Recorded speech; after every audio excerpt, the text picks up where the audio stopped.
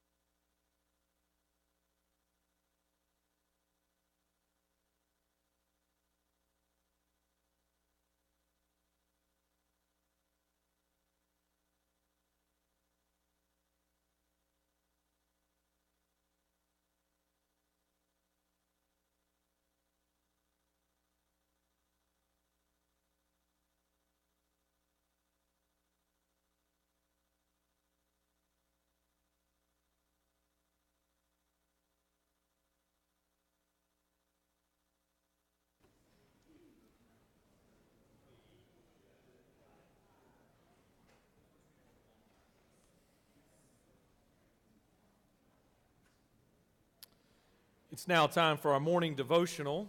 Will all senators please take your seats and cease all audible conversations? Doorkeepers, please secure the doors.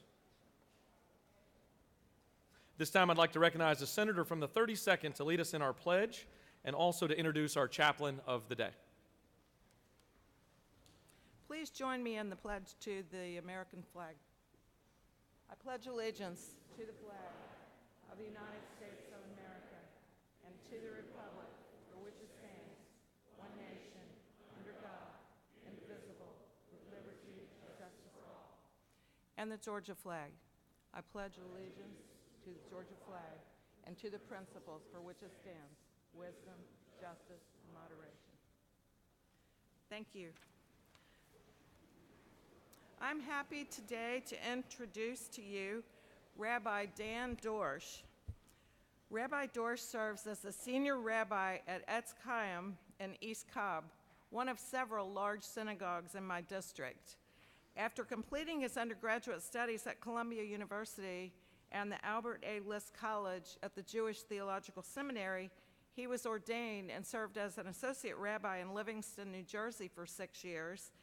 And now he's been at Etz Chaim since 2016, and although new to the area, he's gotten very involved in our community. His wife, Amy, is an educator at the Epstein School, and they have 2 children, Zev and Haley. And I believe there's some people from his synagogue in the gallery. Welcome. We're glad to have you with us. I'd also like to introduce you to Sally Levine. Sally, stand up. Sally is the director of the Holocaust Commission for Georgia.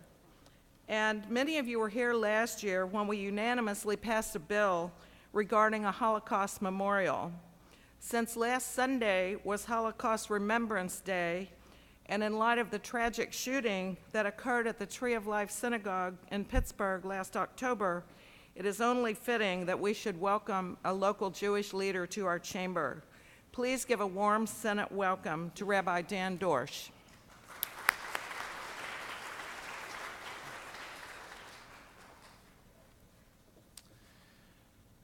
Thank you, Senator Kirkpatrick. I want to begin this morning by just thanking you for your leadership and for the gracious invitation to be here this morning.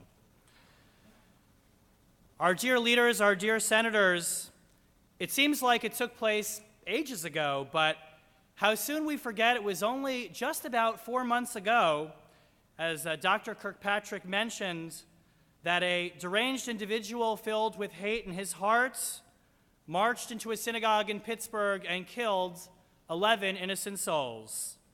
And while I could tell you that much about the Jewish community has changed, our security protocols now are certainly different, our sense of security is different, our lives have been shaken and are different, rather than focusing on the tragic element of this massacre, which would be to focus on difference, what I want to speak with you about very briefly this morning is a lesson about sameness. that I hope can be helpful to you as you go throughout your work and the various Senate business that you'll have this morning. Because how soon we forget, Pittsburgh taught us in the midst of all of the disagreements that we can have, that we are all created B'Tselem Elohim. We are all created in the image of God. We are all human beings first. And we have been given the gift of recognizing that there is so much more that can unite us in this chamber than can drive us apart. Because you see, Pittsburgh for the Jewish people on one level was nothing new. We Jews have had a history of dealing with violence in all different kinds of societies where we were told that we were not the same. And it was that divisiveness that we experienced in those societies that broke those societies apart. In Europe, leading up to the Holocaust, the Shoah, there were pogroms.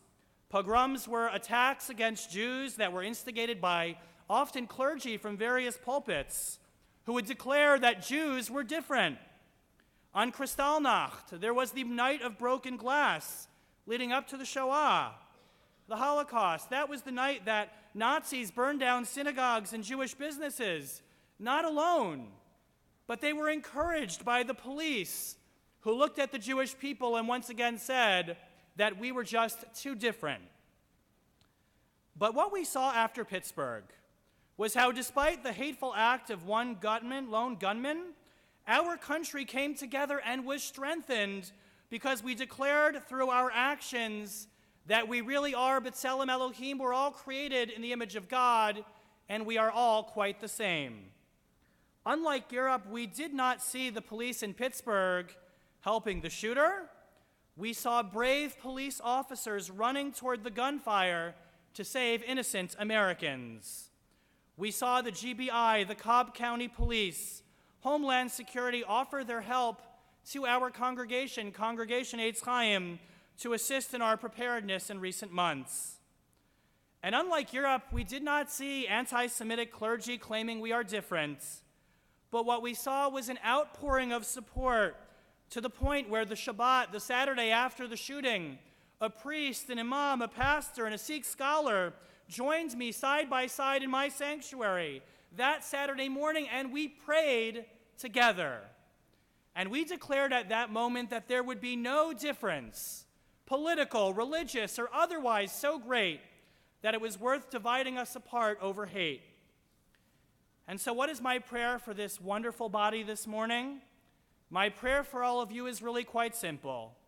And that is, if a priest, a pastor, a rabbi, a Sikh, and an imam can gather in a synagogue on a Saturday morning and pray together, how much all of you in this Senate can declare in this hallowed chamber that we are also the same, and you may find a sense of unity and common purpose.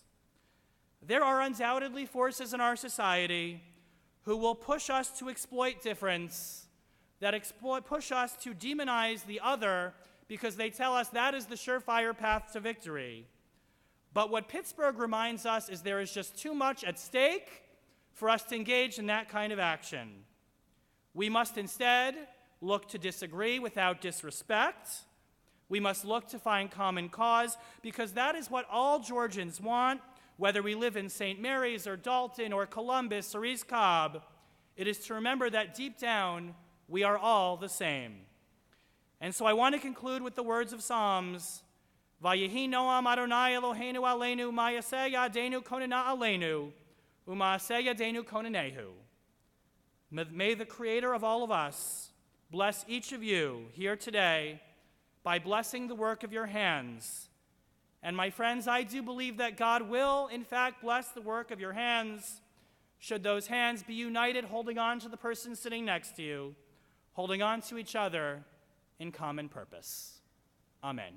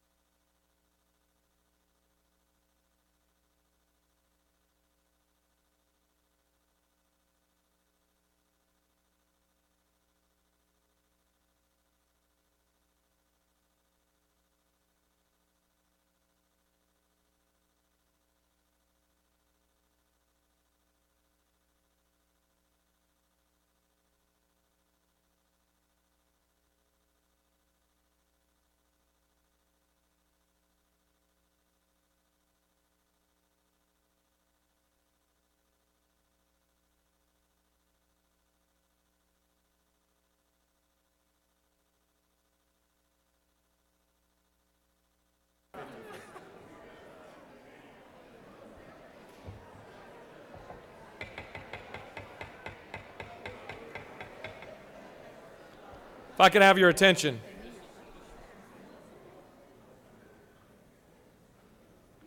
This time I'd like to introduce the senator from the 6th to introduce our doctor of the day. Good morning. I'm incredibly honored to introduce our doctor of the day, one of my constituents, Dr. Amar Devon.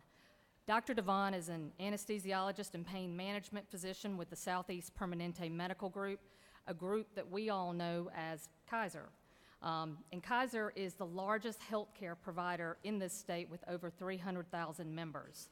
He's an expert in treating debilitating pain, and after graduating from Emory, received his medical degree from Georgetown University.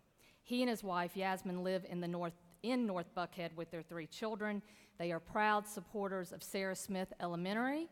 I don't know if any of the Girl Scouts go there, and are proud supporters of the Atlanta public school system as well. He's a great person and a great doctor. Please welcome Dr. Devon. Thank you, Senator Jordan. Good morning. On behalf of the Medical Association of Georgia and from Permanente Medicine, I really appreciate the honor to serve today as Doctor of the Day. There is an old saying in medicine that you should treat your patients like you would your own family members. Well, the ones you like anyway. And I would just ask that when it comes to health care, when it comes to access to affordable, high-quality health care, that you please treat Georgians as you would your own family. Thank you very much. Let's come down here and take a picture.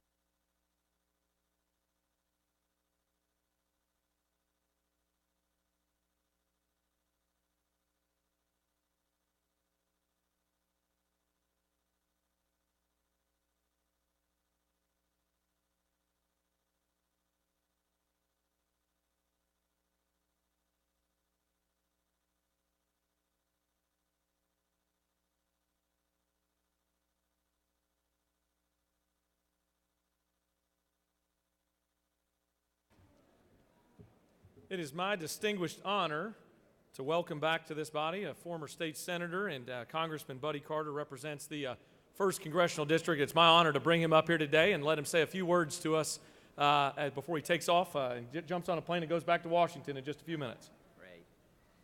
Thank you, Governor, and thank you all for having me here today. I appreciate the opportunity to be back home, and I do consider it home. It is an honor and a privilege to be with each and every one of you.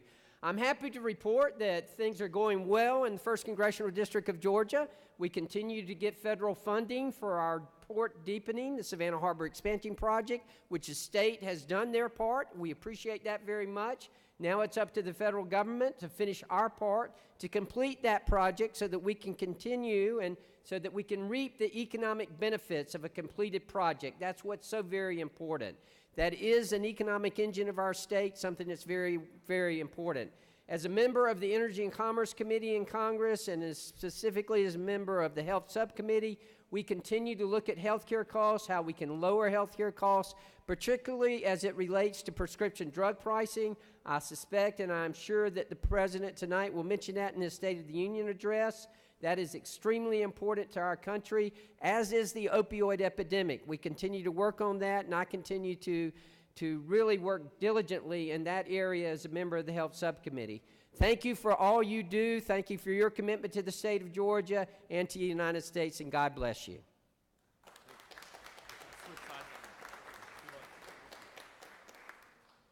Thank you, Congressman. This is 2 for Tuesday. We have another opportunity here to have Congressman Rick Allen with us, who represents the 12th District, and it's a great honor to introduce my friend to you. Good. Thank you, Lieutenant Governor, and great meeting this morning. It was great to hear about all the things that we've got planned for Georgia. Obviously, the best state to do business in. And of course, I don't mind telling you that the one thing that the President and I agree on is what we think about when we wake up in the morning, and that's GDP, economic growth. And we're seeing it. We got 3% growth planned for this year. We got 7 million jobs open in this country. I want to welcome all the folks.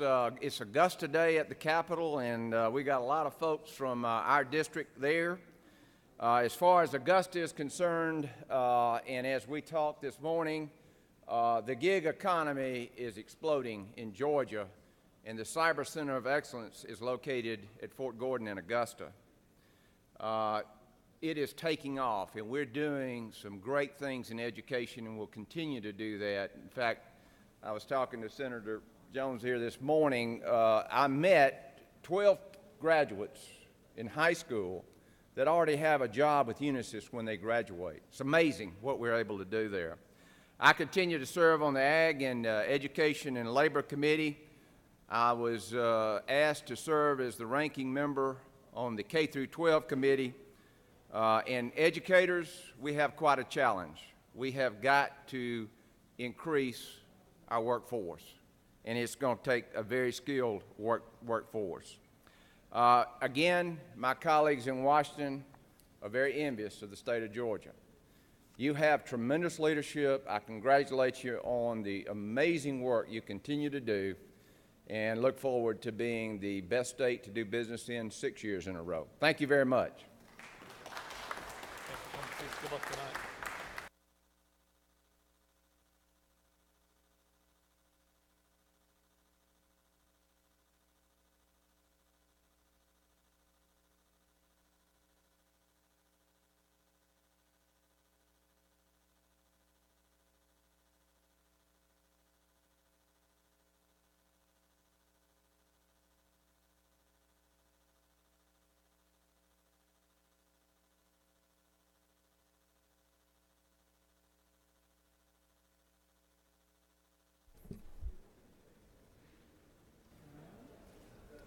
We've got some special guests with us here today that I would like to introduce to you. My favorite day at the Capitol has always been the day that we get these awesome Girl Scout cookies that show up on our desks. I got to tell you, in my new role as Lieutenant Governor, I was a little bit caught off guard. I don't see any boxes of Girl Scout cookies up. Oh, we got them. My staff's already commandeered them. It's my honor here to introduce to you the Senator from the 42nd to introduce our special guest of the day. Thank you, Mr. President. I do want to echo our president. Girl Scout Day at the Capitol is one of the best days that we have. Of course, as much as I did when I was a child, I love to scarf down those cookies, and I see the senator from the 21st partaking in a few right now, and we all need to do that and thank all of these wonderful Girl Scouts that we have here today, both here up with me at the podium, and we also have a ton of Girl Scouts up in the gallery, and more are coming in right now. So, colleagues, if you would go ahead and recognize our Girl Scouts and their leaders up in the gallery at this time, I would surely appreciate it. Thank you all so much. Girl Scouts is, aside from the cookies, of course, very special to us in the Peach State since it was founded in Savannah in 1912 when Juliette Gordon Low gathered 18 girls together with her vision of a girls' leadership program regardless of race, class, or culture. And I think we can all agree that she absolutely succeeded. Up with me here at the podium, we have the CEO of Girl Scouts of Metro Atlanta, Amy Dosick, who's also a former colleague of mine at the law firm. We have two of our wonderful Girl Scouts, Christina Jones and Olivia Phillips Waldorf, who have made many trips here to our Capitol, as well as Alicia Jordan, who's a digital strategist with the Girl Scouts. I want to, before we hear from the Girl Scouts themselves and from Amy Dosick, I want to bring up one of our new colleagues, the senator from the 48th, who went all the way through Girl Scouts through high school, and she can share a few words with us about her experience. Good morning, Girl Scouts. I love to see you here today. For those of you who don't know me up there, I'm Zara Karen Shack. I was a member of Girl Scout Troop 77 in Lafayette, Georgia. What was significant about our troop is that we were an underprivileged Girl Scout troop. And being a part of Girl Scouts helped lift us out of poverty. All the young ladies in that troop went to college and are all out working, productive citizens in Georgia and elsewhere. And we were just glad to be able to get together and love one another and lift each other up. And I know that's what you all do as Girl Scouts, and that you're all going to be great citizens and lead the way for us in the future. So thank you so much for being a part of Girl Scouts, and thank you for making the trip today.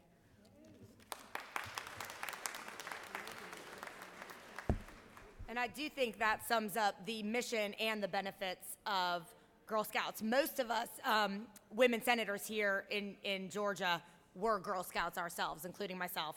And now let's hear from Amy Dosick. Thank you, Senator Perrin, and thank you to everyone for having us back again this year for Girl Scout Day at the Capitol.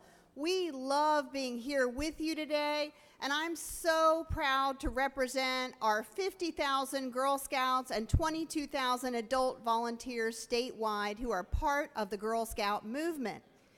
I'm here today to talk to you about something that you might not expect, and that thing is actually workforce development. And you've heard our distinguished colleagues from Congress speak about workforce development and celebrate the fact that here in the state of Georgia, we are the #1 state to do business. But I got a question for you today. How do we keep that going for the next generations? I believe we're at an inflection point.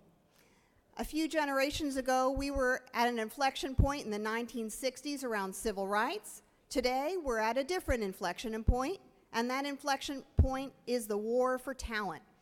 How do we fill up our talent pipeline with critical professionals in cybersecurity, in computer science, and other many needed professions? The answer, I propose to you humbly, is Girl Scouts. In addition to the delicious cookies you have on your table, and the fact that we run the largest entrepreneurship program for girls in the world, Girl Scouts is already starting to meet the needs of 21st century professions. And so when you look at the governor's report on critical and need professions, you see two things that Girl Scouts are trying to solve for. One is the hard skills around STEM and technology, and the others is the soft skills like team building and problem solving and critical thinking that will help to keep our economy strong. And so today, I ask you to continue to invest in our girls and in their leadership potential and in your support of Girl Scouts throughout our state. I'm so honored to have with me today Christina and Olivia, two of our Gold Award Girl Scouts. The Gold Award is the highest award in Girl Scouting and represents a significant community service project. And so as much as I can tell you about the power of Girl Scouts, I'd rather that you hear from the girls themselves about their leadership journey. And so we're going to hear first from Christina. Thank you. As Amy said, my name is Christina, and I'm from Troop 28433 in Decatur. And for my Gold Award project, I focused on the relationship between music and mental health. So I worked with a local mental health organization to plan a holiday party for their participants.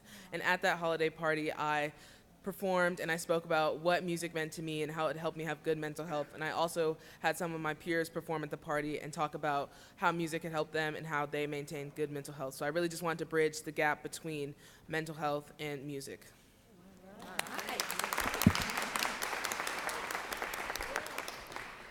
Right, so my name is Olivia. I'm also from Troop 28433 in Decatur.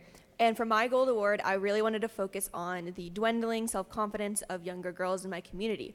And so in order to do this, I painted a mural behind the Decatur Rec Center. It is a large pair of wings, which represents inner beauty and embracing your beautiful self and really expressing yourself in a way that teaches you to show love and show your self-love and show love to others around you. So the Gold Award, it has been an incredible journey, and I'm proud to say that I'm a Gold Award awardee.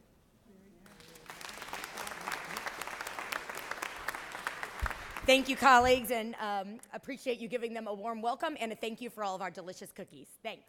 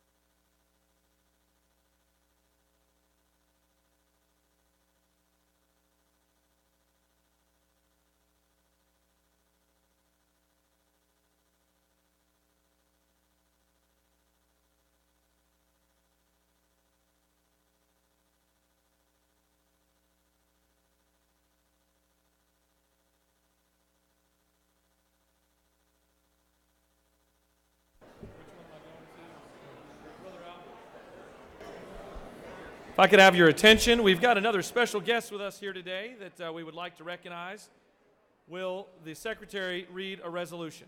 Senate Resolution 71 by Senators Albert of the 56 and others, a resolution honoring and commending the firefighters of Georgia and recognizing February 5th, 2019 as Firefighters Recognition Day at the state capitol and for other purposes. Whereas there are over 30,000 firefighters in the state of Georgia from 900 fire departments that risk their lives every day to provide emergency services, and whereas these services include fire prevention, fire suppression, and above all, saving those whose lives are threatened by fires and other dire situations, and whereas the brave firefighters of Georgia have selflessly committed their lives to protection of life and property, and whereas it is most fitting and proper that Georgia's firefighters be recognized for their effective and dedicated service to the people of the state of Georgia, now therefore be resolved by the Senate that the members of this body honor and commend each and every firefighter for his or her outstanding service to the people of this state and for going above and beyond the call of duty for their fellow citizens and recognizing February 5th, 2019 as Firefighters Recognition Day at the state capitol. Mr. President, that concludes the order. Is there objection to the adoption of the resolution? The chair hears none, and the resolution is adopted. I'd like to call upon the senator from the 56th district for the purpose of introducing our special guest today. Thank you, Mr. President. It's always a great joy to recognize the firefighters across the state of Georgia. To refresh your memory, we have over 600 fire departments in our great state, 2,200 fire stations in each and every one of our communities, and over 25,000 firefighters who are a full-time career or part-time or volunteer who put their lives on the line every day to assure that we are safe. We're so proud of the great work we have done here in this body in passing transformational legislation to help out firefighters who may get cancer during their time of service, as well as helping to ensure we have the proper support, training, and benefits for them. And we'll call upon this body each year to continue to do more to keep our firefighters taken care of and the people of Georgia safe. I'm very proud to have many friends behind me. I have Dwayne Jamison, chief who formerly served as the immediate past president of the Georgia Association of Fire Chiefs, and his successor, the new president of the Fire Chiefs Association, Charles Wasden. I also have the former immediate past president of the Georgia State Firefighters, my friend, Chief Joey Hartley. And now I'm going to call upon the current Georgia State Firefighters Association president, Lieutenant David Bullard, who is here to make a special presentation and speak on behalf of the fire service. David. Thank you, Senator. Good morning, everyone. Before I give this award to Senator Dugan, I want to extend a thank you on behalf of the Georgia Fire Service to the State Senate of Georgia, in particular our friend Senator Mullis for his support in the past, and the Public Safety Committee.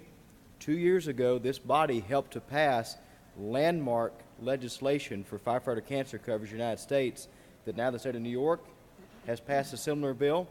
Florida, North Carolina, and several others are looking at that bill because it filled in a void in cancer coverage that had not been found yet. So we've certainly set a precedent there. And our 2018 Senator recipient of our legislative award is Senator Mike Dugan. Thank you. Thank you, sir. Turn around the other way, I guess that works. No, I'm not going to blow my own horn here. Good job. Thank you. All right.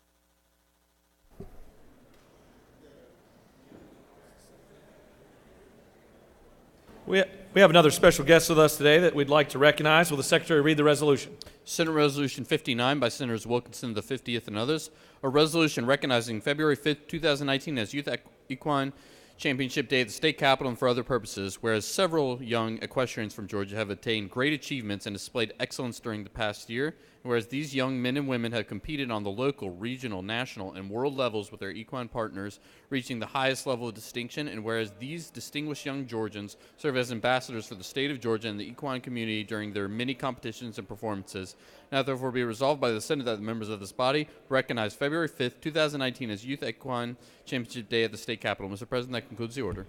Is there objection to the adoption of the resolution? The chair hears none, and the resolution is adopted. like to call upon the senator from the 50th to introduce our special guest today. Thank you, Mr. President, members of the Senate. It is Youth Equine Championship Day at the state capitol. I know some of you out there have horses and you're familiar with the equine program that we have in our state. We have a lot of local, state, national, and even world champions with us today. So I would like to recognize some of the youth that we have with us in the gallery who are here for Equine Day today. If you would stand and let us recognize you.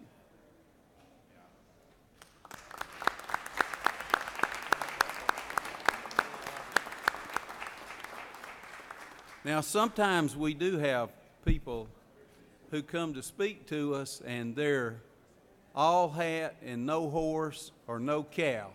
But our youth that are with us today not only have the hat, they have the horse to go with it. I am glad to have a couple of the youth representatives with me. Dane Valentine, Dane, if you'd raise your hand. Taylor Watson, if you'd raise your hand. And then also Ann Jones. Ann and I go way back. We worked together on the Authority and the Legislative Overview Committee at the Agri Center in Perry. Because of the efforts of the General Assembly over the years, we are fortunate to have one of the most outstanding livestock and horse show facilities in the United States. And we have a lot of national shows and world shows, and I think if you look around you today, you see where this investment in youth has paid off. So at this time, I'm going to call on Ann. She still judges a lot of horse shows all around the world, and I'm going to call on her to make some comments at this time. Thank you, Senator Wilkinson. It is my great pleasure to be here today. First, I would like to congratulate my new friend, Lieutenant Governor Duncan.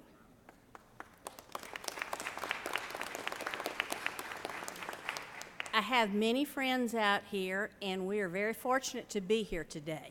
This is the 11th year that we have had this day. Our now sitting governor, Governor Kemp, sponsored the legislation that formed the Equine Commodity Committee. Therefore, Youth Day was born from that. So we're very fortunate to have a tremendous amount of support. And I thank you folks for welcoming us today. I was going to give a shout out to our new commodity member. That would be, see, he's leaving. That would be the better half of Senator Ginn. He's gonna miss this. I don't know what we say about that, but we are tickled to death to have her. Folks, I thank you. You all have been very gracious in honoring our kids, and I want to extend the invitation at lunch today. We're serving varsity. Any and all are welcome. Come partake. Sit down and talk to these kids, whether they're from your district or not. I guarantee you that you will be pleased and you will learn something. Thank you kindly.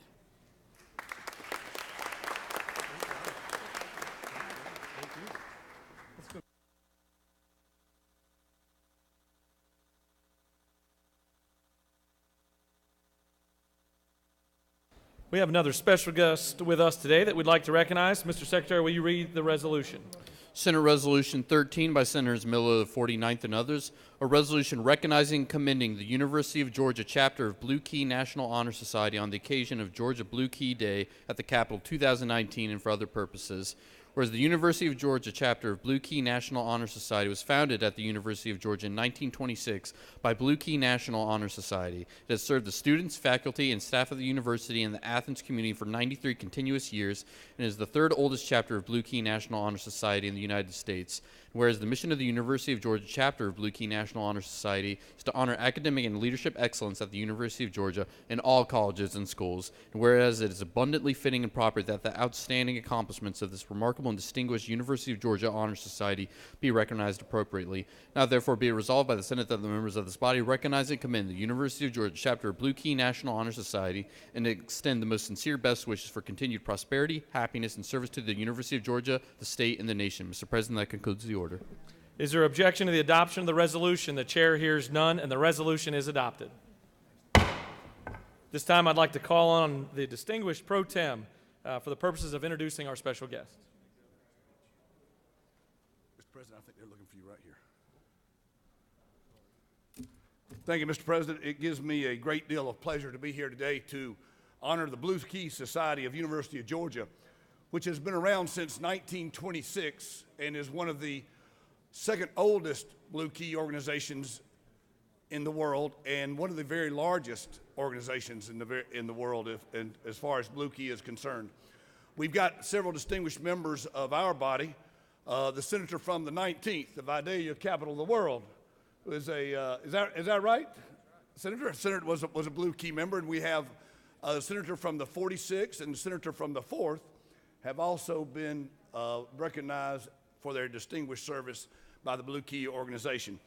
We are fortunate to have them here today, and this represents students in higher education who have really gained a balance in life with their schoolwork, with their academics, with their employment, with their family, with their public service, and we'd like to recognize them here today. And to speak very briefly would be, who's the leader of this group? Come on up. And you are? Jake Parker. Jake Parker. Jake. Thank you for having us here today. I was given short notice today that I was going to be speaking, so I didn't have time to tailor up a speech or anything. I'm not sure if this is an opportunity for growth or entanglement, but we're glad to be here today. I'm honored to be welcomed in by many of the members that are in their freshman term here as legislators and many seasoned veterans. Blue Key is a great organization that pushes for leadership, scholarship, and service on the university campus, and it's an invaluable loan for every member to be a part of this organization, and one that we hope that we can pay back and pay forward as we go about our careers. So thank you for having us here today. Thank you, Blake. I would also say growth and entanglement. That sounds like a quote from I believe Thomas Carlyle. I think it might have been.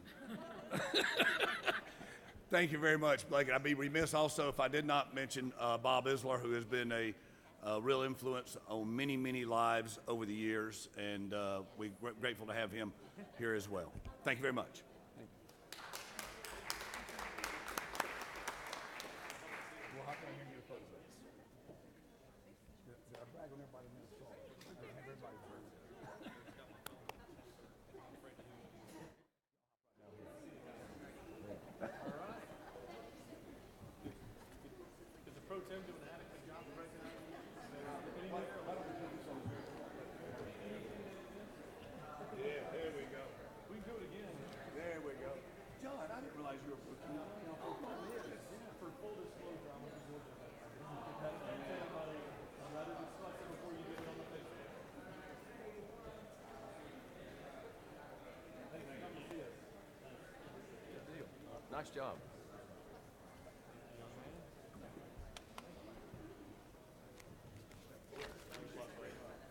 All right, points. Yep. All right, this time, do any senators wish to rise on a point of personal privilege? Chair would like to recognize the senator from the 28th.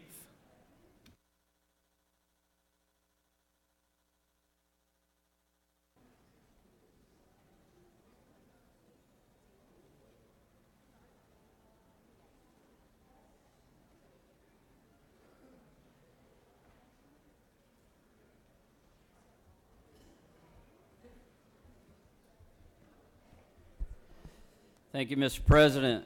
Today I rise to speak to my signing of the Equal Rights Amendment, SR 66. I signed this resolution because I do believe in equal protection under the law for everyone. I want my daughter to have any and every opportunity afforded to her as fairly and as equally as her male counterparts. Every little girl, every woman, every individual should have those opportunities. This amendment looks great on paper, but after learning the history of it and doing further research on it and really just hearing from many of my constituents back home who share the same core values that I do, I found that many of them who support equal rights, just like all of us do, don't actually support this Equal Rights Amendment. Some say that equality is already guaranteed in the 14th Amendment. Others say this amendment is a Trojan horse and could hurt women with unintended consequences. Whether it be a military draft, a child custody case, but most importantly to me, many believe that this legislation could eventually be used to remove the protections from the unborn. And I don't know if any of that's true, but I know I'm not willing to risk any living, breathing human's life to find out if any of that's true. Because we all know every law we pass is conditional to interpretation. What's frightening about that? Whose interpretation, whose value system, whose moral compass will actually be translating what legislatures intended through passage? And I'm not willing to lay the life of a child at the mercy of the Ninth Circuit in California, a radical court with a 70% Supreme Court reversal rating, to interpret this new amendment the way a ratifying legislature in Georgia did. And I would venture to say there have been many times where the vague language of a bill has left room for some to take advantage, and ultimately deciding for all what the bill actually does, regardless of sincere intention when passed. Now, I look forward to working with my colleagues on both sides of the aisle to ensure all Georgians receive equal opportunity in the workforce, that nothing limits the dreams of our children, boy or girl, and that nothing stands in the way of a mother or a father who is trying to provide for their families. And I do feel in my heart that we can and will find a solution, but I don't feel that this body should legislate based purely on good intention. Because of this, I will not and cannot in good conscience associate myself with any legislation that could eventually lead to the loss of an innocent life. And I said earlier that I believe in equal rights for all, and I mean all, including the unborn. And because of this, and because of the uncertainty that lay ahead, and until a member of this body can publicly assure me that this resolution does nothing to continue or advance the barbaric practice of partial birth abortions, I must ask the Secretary to remove my name from SR 66. I say thank you to everyone, and thank you, Mr. President. I yield the well. Chair recognizes the senator from the 53rd.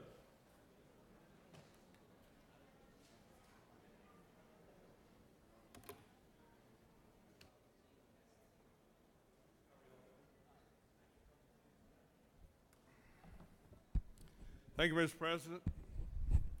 As you know, today is Firefighter Appreciation Day, and they are our unsung heroes that are there to protect us in the middle of the night without knowing who we are, to risk their own lives, to go out in the cold or bad weather and make sure people are safe or make sure they become safe. So I want to take my hat off to our firefighters and wish all of them well. Our firefighters, our first responders, our emergency workers, all of those folks, to make sure they know how much this Senate body appreciates them. In the words of Thomas Carlyle, I would say they are living examples of service to others. Thank you, Mr. President. Chair would like to recognize the senator from the 56th.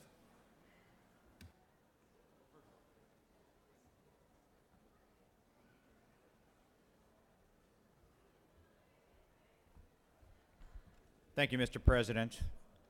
On Sunday, we all enjoyed a wonderful Super Bowl hosted by our great capital city of Atlanta.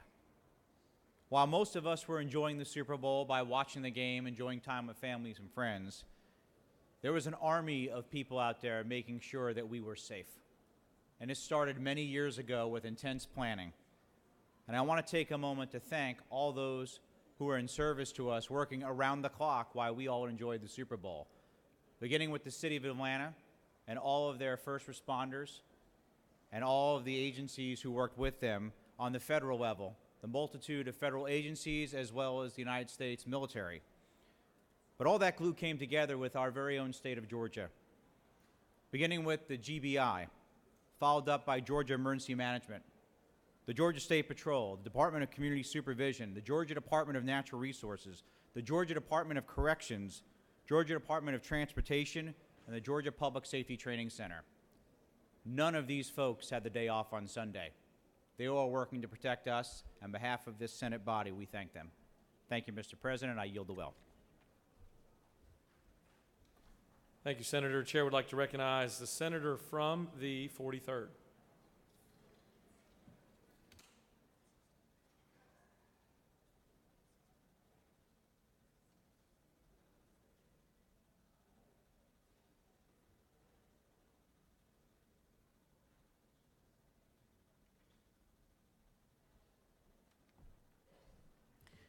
Good morning. Thank you, Mr. President. Good morning, colleagues. I rise this morning to celebrate history and to recognize a group of beautiful young ladies who are here. The African Methodist Episcopal Church, usually called the AME Church or AME, is a predominantly African American Methodist denomination based in the United States. It is the first independent Protestant denomination to be founded by the Right Reverend Richard Allen in Philadelphia, Pennsylvania in 1816. Today we celebrate clergy and their wives, first ladies, leading ladies, pastors' wives, and women pastors. These ladies are everywhere.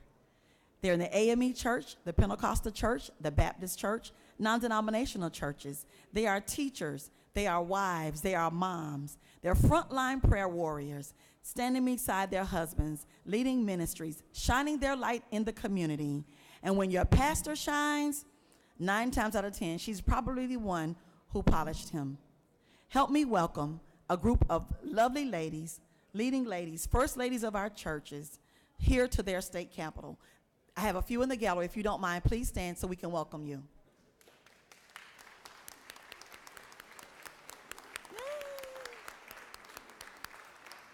Thank you, Mr. President. I yield the well. Thank you, Senator. The chair would like to recognize the senator from the 6th.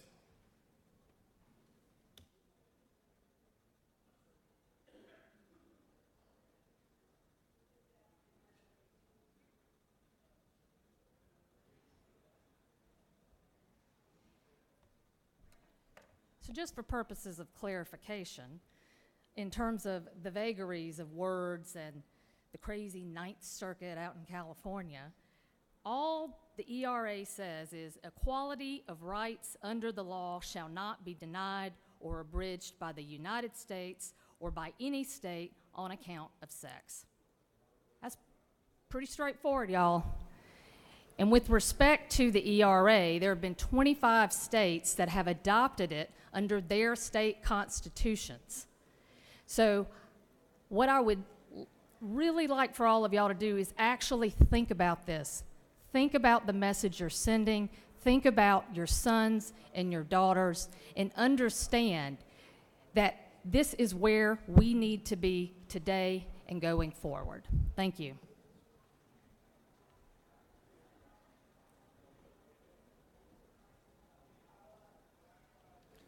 Chair would like to recognize the senator from the 20th.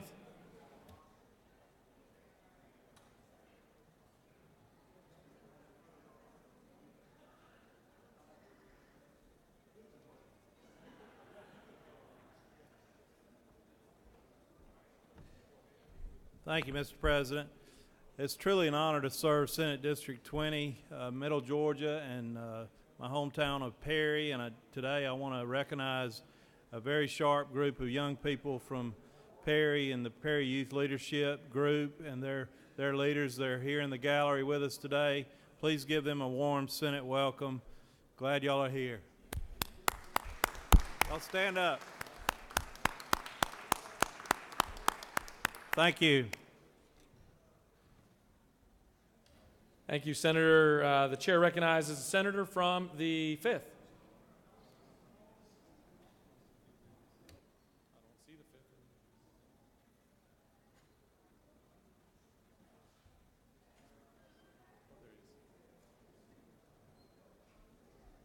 Thank you, Mr. President. Thank you, dear colleague. Today, lots of Americans in Georgia, across the United States, and around the world celebrating Lunar New Year. This is a significant day to celebrate the tradition, culture, and the contribution of Asian American. Today I stand here to recognize the cultural and historical significance of Lunar Year. This year will mark the year of the pig. On behalf of the Georgia State Senate, I wish all Asian American happy and prosperous Lunar New Year. Thank you, Mr. President. I yield the will. Chair recognizes the senator from the 42nd.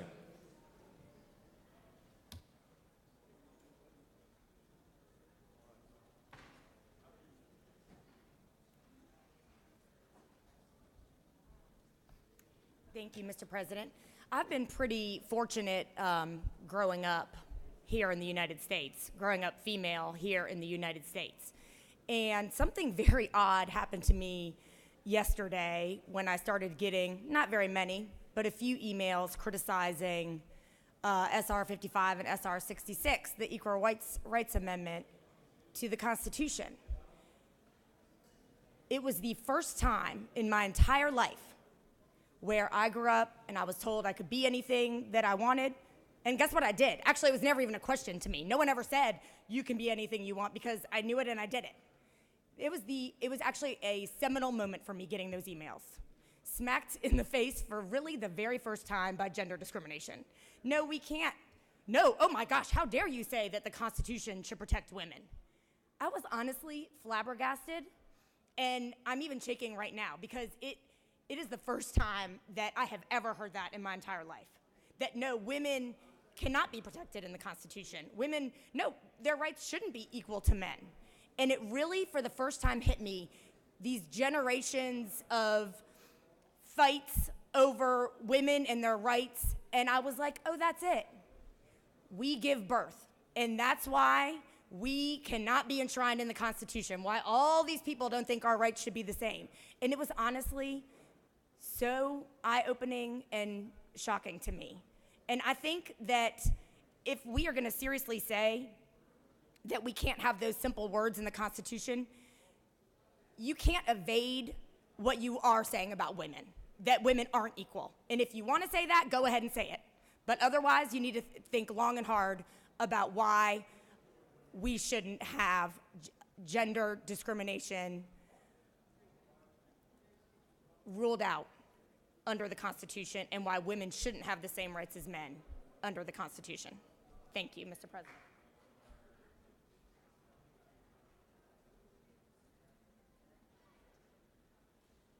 Chair recognizes the senator from the 26th.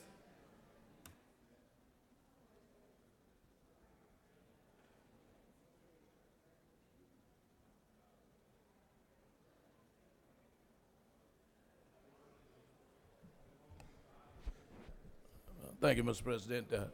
Members of the Senate, I would ask that while we do our deliberations on the appropriations process, that we look at Clay County. Now, I don't represent Clay County, but for the last year and a half, I've traveled the state trying to make sure that what rural hospitals we have in existence stay in existence. And in going to Clay County, now that's Fort Gaines, Georgia, on the Alabama line, healthcare is a doctor down there who doesn't get paid to see about folks in that community. Clay County has probably become a retirement community. We have the George Bagby State Park there. It is about to close. And the only way that it can survive is that our State Department of Economic Development gets together and try to rejuvenate that particular part of the state, which is Southwest Georgia, and also to bring health care. Another one is that we need to ask the governor. There's a proposal through the Appalachian grant, and Elbert County is part of that. And there's a $400,000 proposal to help deal with Elbert County Hospital and telemedicine. This hospital was on the verge of closing also. So while we think about doing all these other things, let's think about those parts of the state who are less fortunate than the majority of us in our communities, and doing the appropriation process to try to make sure that we sustain and keep what rural hospitals we have in the state of Georgia. With that, I appreciate your attention.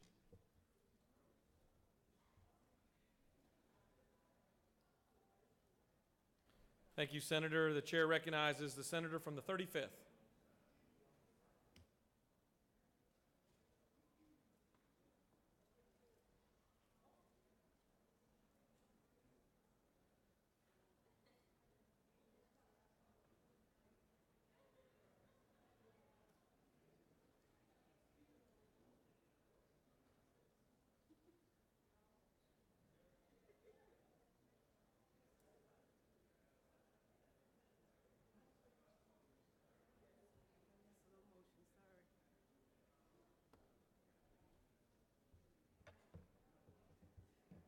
Good morning. Thank you, Mr. President. Good morning, Senators. I, too, stand today for this month is Black History Month. And each year that I've been in the Senate, we all throughout this month share a minute or two on Black history. So I'd like to invite all of you all of the senators to participate in it once again. It's a great opportunity for us to pay homage to everyone who's made progress in not only civil rights, but in this country. We've proven time and time again that African Americans are an essential part of what makes America great. And through faith, community, leadership, and sheer perseverance, we have repeatedly risen to the challenge and overcome obstacles. So millions of African Americans throughout history were left out of the history books, and thus Carter G. Woodson was able to get a Black History Week that they call Negro History Week, and then it changed to Black History Month. So the tremendous contributions made the difference in the fight for equality and justice for all of us to work together, live together, play together, and enjoy our great country. Whether you're doctors, lawyers, preachers, teachers, entrepreneurs, scientists, professors, or lawmakers, we all have a part in our great nation. So I hope that you will participate. And I will end with one of my favorite poets, and it was Langston Hughes, when he said, "I too sing America. I'm the darker brother. They send me to eat in the kitchen when company comes, but I laugh, I eat well and grow strong. For tomorrow, I'll be at the table when company comes. Nobody'll dare say to me, eat in the kitchen then. Besides, they'll see how beautiful I am and be ashamed. I, too, am America." That was Langston Hughes. So thank you again for the opportunity to speak to you and invite you to participate in Black History Month, and I hope that you will all enjoy as I do, and I learn every year about someone else. Thank you so much, and I yield the will. Thank you, Mr. President.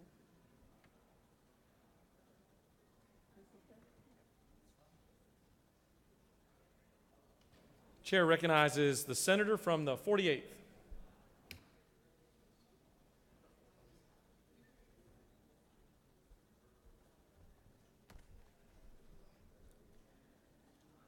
Thank you. I rise today to say that those who commit fraud against the government are stealing from taxpayers, and we must do everything in our power to hold them accountable and to protect taxpayer dollars. That's why I'm proud to share that my first piece of legislation focuses on protecting the very taxpayers that have elected us to be here. As an attorney, I understand the important role the legal system can play in promoting transparency and exposing corruption. And that is why my legislation offers common sense protections for those seeking recourse for fraud. The ability to bring what's called false claims lawsuits is critical in our fight to prevent and protect taxpayer dollars. In the instances where the government decides not to pursue such lawsuits, it is vital that the whistleblowers themselves be free to continue the lawsuits and pursue the fraudsters. My legislation protects whistleblowers by making it easier for them to succeed in their pursuit of justice, encouraging greater accountability for those who steal from the taxpayers. And I appreciate your help and support in passing this legislation so that we can continue to protect our taxpayers' money and make it a better workplace for everyone by making sure fraud is not happening against the government. Thank you.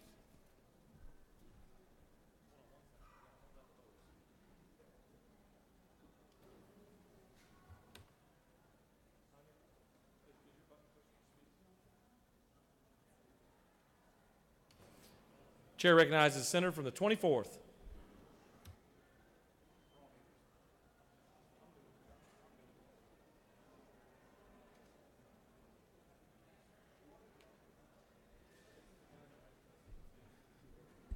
Thank you, Mr. President. We just want to welcome the Greater Augusta Day. Today, we have a coffee mug on your desk. Hope you enjoy it. Augusta has a saying that we play 1 week and work 51 weeks. But if we love for each and every one to come to Augusta, Georgia for our little event in April, bring you a bunch of money and spend a lot of money and so Augusta can make some money. Thank you.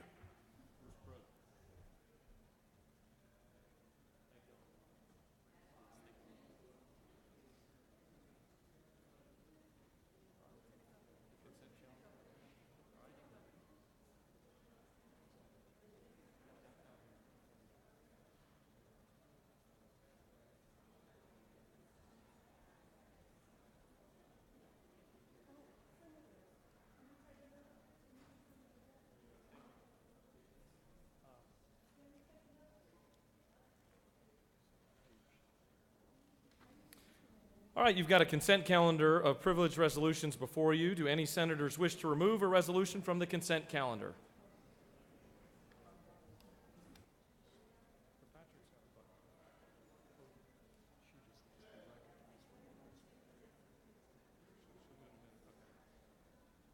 Is there objection to the adoption of the resolution on the consent calendar? The chair hears none, and the resolution on the consent calendar are adopted.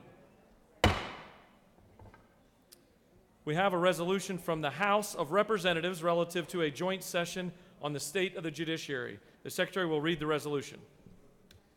House Resolution 97 by Representative Burns of the 159th, a resolution calling a joint session of the House of Representatives and the Senate for the purpose of hearing a message from the Chief Justice of the Supreme Court, inviting each other Justice of the Supreme Court and each Judge of the Court of Appeals to be present at the joint session and for other purposes.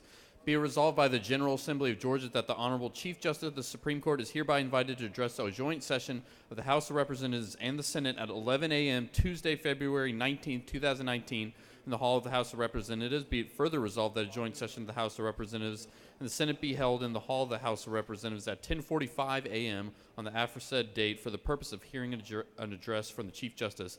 Be it further resolved that each other Justice of the Supreme Court and each Judge of the Court of Appeals is hereby invited to the Hall of the House of Representatives for the purpose of hearing the address from the Chief Justice and for other purposes. Mr. President, that concludes the order. Is there objection to the adoption of the resolution? The chair hears none, and the resolution is adopted. Are there any motions to withdraw and commit? At this time, I'd like to recognize our Majority Leader. Mr. President, I move that the Senate stand adjourned until 10 a.m. on Wednesday, February 6th. The Secretary will read the announcements. Rules will meet upon adjournment 4:50 at the Capitol. Ethics Committee has been canceled. Ethics training will meet at 1 p.m. and 4:50 at the Capitol. Joint Education and Youth will meet at 1 p.m. in 406 of the CLOB. Regulated Industries and Utilities has been canceled. State and Local Government Operations will meet in 307 of the CLOB at 2 p.m. Banking and Financial Institution will meet at 3 p.m. in MES 1. Natural Resources and Environment will meet at 3 p.m. in 310 of the CLOB.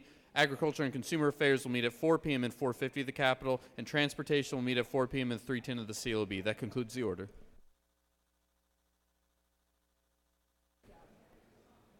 Are there any announcements from members? Chair would like to recognize the senator from the 32nd.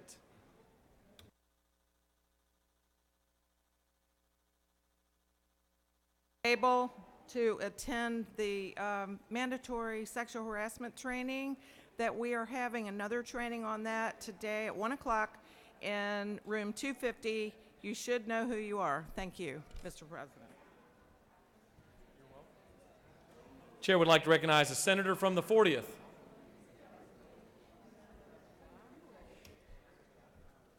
Thank you, Mr. President. I'd like to remind the women of the Senate that the Women's Legislative Caucus will meet today upon adjournment in CLOB room 514. Lunch will be provided. Thank you. Chair recognizes the senator from the 54th.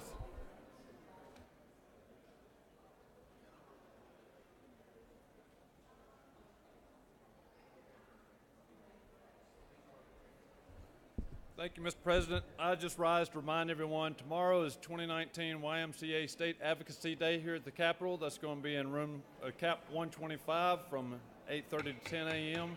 And love to have everyone come out and support our YMCA. Thank you. Chuck, come up here. Chair would like to recognize the senator from the 9th.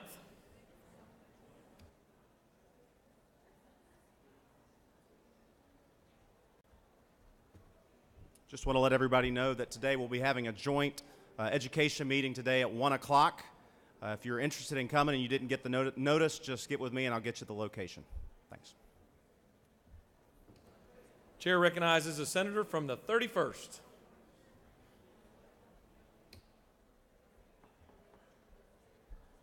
Thank you, Mr. President. Members of the Senate, I just wanted to bring to your attention the announcement that should be on your desk for our Legislative Prayer Fellowship tomorrow morning, 7:15 in room 107 of the Capitol. We'd love to have you join us. Thank you for that reminder, Senator. The Majority Leader has moved that the Senate stand adjourned until 10 a.m. on Wednesday, February 6th, 2019. All in favor of the motion signify by saying aye. All opposed? The ayes clearly have it, and the Senate is adjourned.